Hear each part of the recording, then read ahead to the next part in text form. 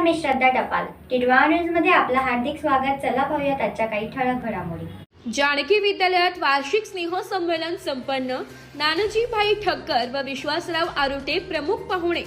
श्री बाळेश्वर विद्या प्रसारक मंडळ संचलित मांडा पश्चिम येथील जानकी विद्यालयात वार्षिक स्नेह संमेलन मोठ्या उत्साहात पार पडले. कार्यक्रमाला प्रमुख अतिथी म्हणून प्रसिद्ध उद्योगपती व समाजसेवक नानाजीभाई खीमजीभाई ठक्कर, दैनिक गावकरीचे संपादक विश्वासराव आरोटे, टिटवाळा न्यूजचे संपादक राजू टपाल, समाजसेवक Krishnakant Dalvi, state bank of इंडियाचे मॅनेजर सतीश वानखेडे उपस्थित होते.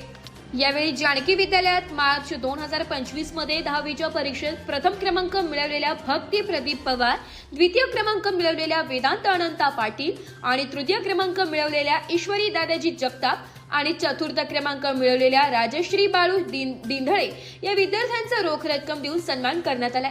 यावेळी शाळेचा निकाल 100% लागल्याबद्दल नानाजीभाई ठक्कर यांनी शाळेला संपूर्ण छतावरील पत्रे नवीन देण्याचे आश्वासन देण्याबरोबरच शाळेला जी काही मदत लागेल ती पुरवण्याचे आश्वासन दिले.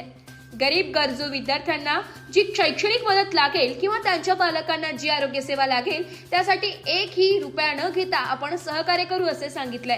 दैनिक समर्थ गावकरीचे संपादक तथा महाराष्ट्र राज्य मराठी पत्रकार संघाचे सरचिटणीस विश्वासराव आरोटे यांनी शाळेला 11,000 रुपयांची देणगी देण्याबरोबरच शाळेतील विद्यार्थ्यांना दप्तरे, वह्या, पुस्तके देण्याचे कबूल केले. यावेळी संस्थेचे अध्यक्ष बाळासाहेब काकड व संचालिका सुनीता काकड यांनी कार्यक्रमाला आलेल्या सर्व पाहुण्यांचे यथोचित सन्मान केला. यावेळी शाळेच्या विद्यार्थ्यांनी विविध प्रकारचे गाण्यांवर नृत्य तसेच नाटिका सादर केल्या.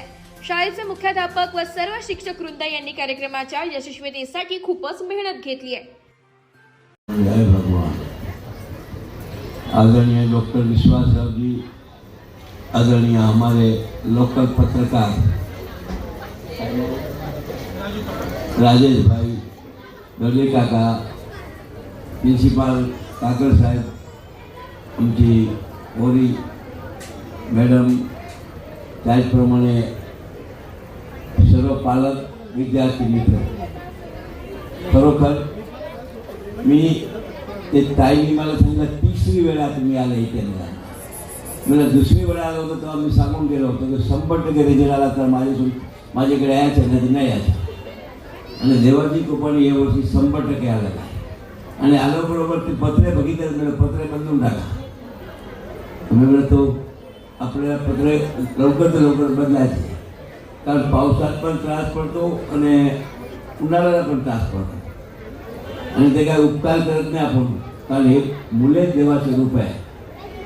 माझे एक मंदिर आहे आनंदीमध्ये 231 फुटाचा, ते पण इंद्राणीमध्ये पाणीमध्ये विकत नाही.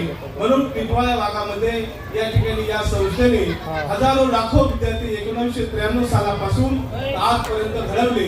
आणि हे घडवत असताना या ठिकाणी तुमची उपस्थिती, शेवटी अनेक आई वडील असे असतात, मुलं शाळेत जातात आणि वर्षातून ते शाळेकडे टिकत नाही, पण तुम्ही असे ज्ञानवंत, बुद्धिवंत, गुणवंत पालक आहात. आपले मुलं ज्या शाळेत शिक्षण घेत आहेत त्या मुलांच्या शाळेमध्ये वार्षिक स्नेह संमेलनाला उपस्थिती लावून आपले विद्यार्थी त्या ठिकाणी काय करताय. मी नेहमी म्हणत असतो, सर्वच जर इंजिनियर बनले तर लेबर कोणी व्हायचं. म्हणून परमेश्वराने प्रत्येकाला एक बुद्ध्यांक दिलेला आहे आणि त्या बुद्ध्यांकाप्रमाणे या ठिकाणी ज्ञानदानाचं कार्य चालत आहे. खरं तर काकड मॅडम असतील, काकड सर असतील, माझे सहकारी पत्रकार राजू टपालजी असतील, मगाशी समाजसेवक दळवी नाना यांनी प्रथम, द्वितीय, तृतीय बक्षीस त्यांनी दिले रोख स्वरूपात. खरंच दातृत्व, कर्तृत्व, नेतृत्व ज्यांच्याकडे असतं तेच काहीतरी देण्याचं काम करत असतात. म्हणून सर, तुम्ही ग्रामीण भागातून आलात, शहरी भागामध्ये ज्ञानदानाचं संकुल उभं केलं. इमारत कधीही होईल, पण उद्याच्या आदर्श भारताचे नागरिक घडवण्याचं काम तुम्ही करताय, तुमचे शिक्षक मंडळी करताय. आणि अशा या कार्याला मी वंदन करतो.